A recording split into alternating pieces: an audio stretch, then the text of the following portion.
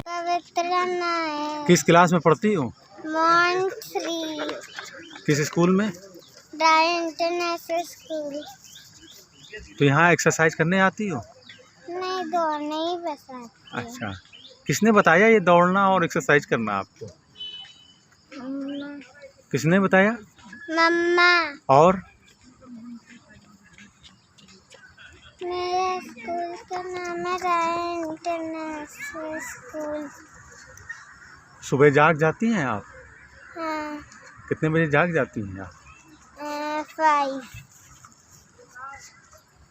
तो फिर यहाँ से नाश्ता करती हो घर जाके? हाँ। क्या मिलता है घर में नाश्ते में? पूरी चाय मम्मा बनाती है। अच्छा, फ्रूट्स पर खाती हैं? प्रधानमंत्री को जानती हो? मोदी जी को? हाँ। हैं? वो भी तो योगा करते हैं। उन तेज बोलो। हाँ। अच्छा, जानती हो? हाँ। क्या नाम है उनका? प्रधानमंत्री नरेंद्र मोदी। अच्छा, तेज बोलो, क्या सुनो बोल रही हो? तो उनको टीवी पे देखती हो? हाँ। अच्छा, उनकी बातें सुनती हो? हाँ। तो वो भी तो योगा करते हैं? हाँ। करते हैं? हाँ। देखा है?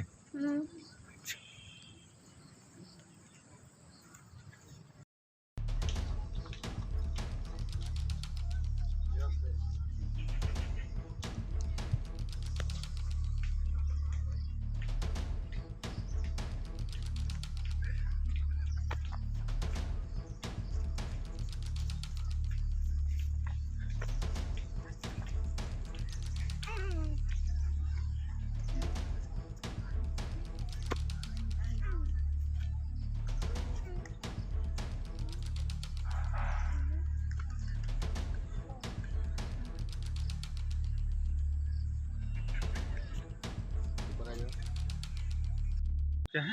अच्छा, मैं मोहिनी नायर। अच्छा, ये ग्राउंड में कितने दिन से आप आती हैं इंदिरा गार्डन में? मुझे करीब 2 मंथ हो गया, और जब से कोरोना काल स्टार्ट हुआ तो ज़्यादा हेल्थ के प्रति अलर्ट हो गए, और ना चाहते हुए भी आते हैं कि जिससे कोरोना भी हमारा भाग जाए और अपनी हेल्थ भी मेंटेन रहे। ये आपकी बच्ची है? हाँ, ये मेरी बेटी है। तो इसको भी लेके आती हैं? हाँ, ये भी आती है मेरे साथ, और जल्दी उठ जाती है मेरे साथ। मैं नहीं भी जगाती हूँ फिर भी ये उठ जाती है, क्योंकि ये भी हेल्थ के प्रति उतनी अलर्ट है, क्योंकि वो देखती रहती है मदर को, पेरेंट्स को करते, और कहीं ना कहीं टीवी में बाबा रामदेव का वो भी देखते रहती है ना, तो बच्चे अलर्ट हो जाते हैं वो सारी चीज़ें देखकर।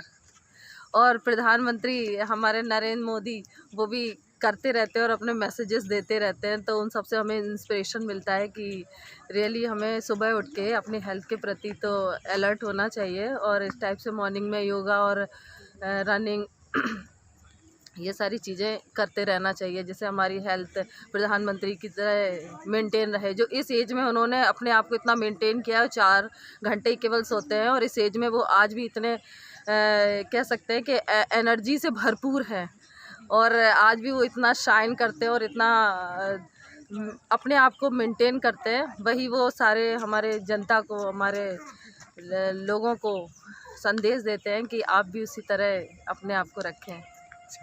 दूसरा, ये इंदिरा गार्डन के जितनी सुविधाएं हैं, क्या और भी सुविधाएं होनी चाहिए यहाँ पर? बिल्कुल बिल्कुल। जब मैं यहाँ पहली बार आई, एक्चुअली मैं भोपाल से हूँ, और वहाँ मैं देखती हूँ कि हम जिस गार्डन में जाते हैं बहुत ज़्यादा मेंटेन होता है। तो जब मैं स्टार्टिंग में आई तो मैंने यहाँ 2-3 लोगों से बोला भी कि थोड़ा सा मेंटेन करिए, तो उन्होंने ये बोला कि एक्चुअली यहाँ पर हमको फ़ंड नहीं मिलता है, अगर हमें फ़ंड मिले तो बिल्कुल ये चीज़ें पॉसिबल हो सकती है। तो मैंने उनसे पूछा कि क्या फ़ंड है, तो उन्होंने कहा कि पहले सोनिया गांधी का था टाइम, तब हमें फ़ंड मिलता था और काफ़ी चीज़ें मेंटेन होती थी, फाउंटेन वगैरह चलते थे, यहाँ पे कुछ जूस वगैरह के कॉर्नर्स थे, और काफ़ी ग्रीनरी में भी काफ़ी इम्प्रूवमेंट था। लेकिन धीरे धीरे फंडिंग जब रोक दी गई या बिल्कुल ही ख़त्म हो गई, तो बस जो भी मिलता है, जो भी लोग आते हैं और उनसे कुछ अमाउंट लिया जाता है मंथली, उसी से सारी चीज़ें थोड़ा बहुत मेंटेन हो रही हैं। तो बिल्कुल मैं चाहती हूँ कि ये बाकी और जो हमारी मेट्रो सिटीज़ है, बड़े शहर हैं, और इवन तो मैं झांसी में भी मेरी फैमिलीज़ रहती है, वहाँ मैं देखती हूँ कि नगर पालिका ने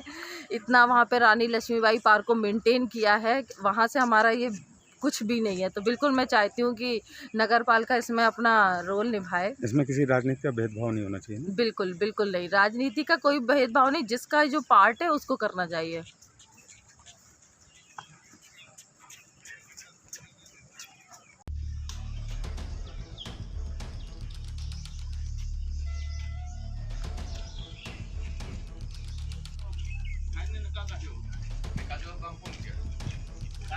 बाबू भैया खाना आएंगे।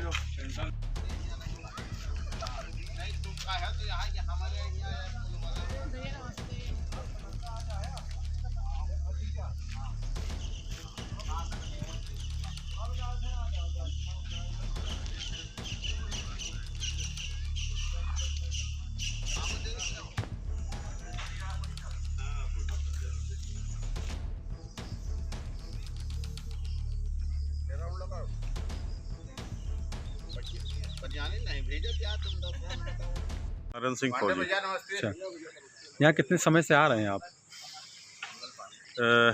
वो कंटिन्यूटी तो बनी हुई थी, लेकिन बीच में ये कोरोना संक्रमण का काल आया, जिसमें कि बीच में बंद हुआ था, गैदरिंग बंद थी और बीच में ब्रेक हो गया था। नहीं तो कंटिन्यूटी लगातार जब से हम लोग सेना से निवृत्त होकर आए थे तब से लगातार, क्योंकि घर के नज़दीक भी पड़ता है और रायबरेली में केवल एक ही ऐसी जगह है जहाँ पे हम लोग आ सकते हैं, बैठ सकते हैं, एक दूसरे से मिल सकते हैं और अपना स्वास्थ्य का ध्यान देते हैं हम लोग यहाँ पे। तो यही एक ऐसा स्पॉट है जहाँ पे लोग स्वास्थ्य के लिए आते हैं। यहाँ अधिकारी और सभी लोग आते हैं क्या? अधिकारी आते हैं, चले जाते हैं, उनका क्या क्या यही काम होता है कि भाई आना जाना। उसके बाद यहाँ की जनता जानती है आपके रायबरेली की कि भाई कितने जो है हम लोगों के लिए पार्कें हैं, कितने जो है मॉर्निंग वॉक, इवनिंग वॉक के लिए जगह हैं। अब एक इंदिरा उद्यान हो गया, दूसरा आपका स्टेडियम हो गया।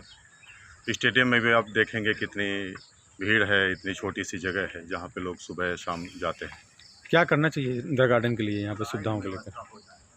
बढ़ाना चाहिए, एरिया बढ़ाना चाहिए। जैसे जब इंदिरा उद्यान बढ़ा था तो हमारे समझ से रायबरेली की जो पॉपुलेशन थी वो बहुत कम थी, लेकिन अब हमारे समझ से पॉपुलेशन बढ़ रही है और एरिया दायरा बढ़ाना चाहिए। इस तरह की पार्कें हमारे समझ से चारों तरफ, चारों दिशाओं में होना चाहिए। धन्यवाद। दीजिए। राम सजीवन। इंदिरा गार्डन में जो है टहलने आते हैं स्वास्थ्य को लेकर, जी जी, कब से आ रहे हैं?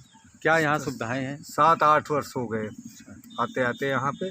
लेकिन सुविधा के नाम पे सबसे पहले यहाँ पे महिलाओं का और पुरुषों का जो टॉयलेट है वो बंद पड़ा है और इस तरह की स्थिति है कि वहाँ कोई जाता ही नहीं, ताला लगाए हुए हैं। और पानी पीने वाली यहाँ स्थिति जो है वो भी बड़ी जर्जर है और बिजली की भी व्यवस्था ठीक नहीं है। जैसे कुछ लोग 5 बजे आ जाते हैं, अंधेरा रहता है तो चलने फिरने में भी दिक्कत होती है। लाइट की व्यवस्था और ये फव्वारा वगैरह जो है यहाँ के बहुत अच्छे थे पहले, लेकिन वो भी सब बंद पड़े हैं, टूट गए हैं सब फव्वारे वगैरह। साफ़ सफाई भी जो है बहुत जर्जर व्यवस्था है इस समय। कितना लोग आता होगा यहाँ पर अंदाज़ा? लमसम इसमें 600-700 लोग जो है मॉर्निंग टहलने आते हैं। सभी वर्ग के लोग? हाँ, सभी वर्ग के अधिकारी आते हैं, कर्मचारी आते हैं, डॉक्टर्स आते हैं, सभी आते हैं। लेकिन जो है पूरी पब्लिक आती है, लेकिन कोई व्यवस्था जो है नहीं की गई इस तरह की।